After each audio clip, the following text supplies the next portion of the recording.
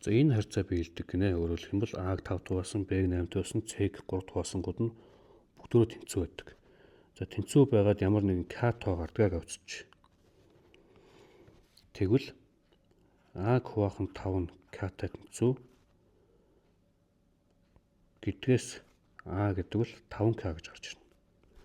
Мөн адилхан Б-г хуваахан 8 нь К-тай тэнцүү гэдгээс Б нь болохоор 8К гэж гарч ирнэ. С-г хуваахан 3 нь К-тай тэнцүү гэдгээс С нь 3К гэж гарч ирнэ. За тэгээд эднэрийг одоо жишээлх юм бол А нь тэнцүү 5К гэдгийг энд орлуулад энэ Б-ийн оронд энийг орлуулад энэ С-ийн оронд энийг орлуулад бичих болно. За тэгэхээр 9-ийг үржих нь А буюу 5К, хасах нь 2-ыг үржих нь 8К, нэмэх нь 4-ийг үржих нь 3К. Тэнцүү хасах 196 байх хэрэгтэй. За эднэрийг бодоод үзэх юм бол хасах 45К,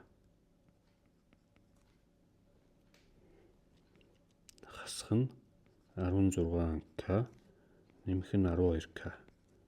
За энэ хоёр бол хасах 4К болох юм байна. Өөрөөр хэлбэл хасах 49К тэнцүү, хасах 196. За эндээс К гэдэг бол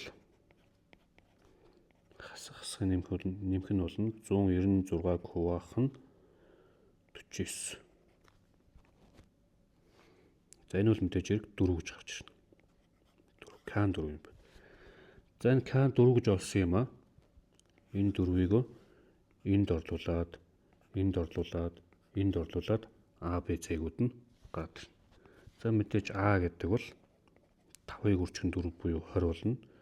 За Б нь болохоор 8-ыг үржих нь 4 буюу 32 болно. За С нь болохоор 3-ыг үржих нь 4 буюу 12 гэж болно.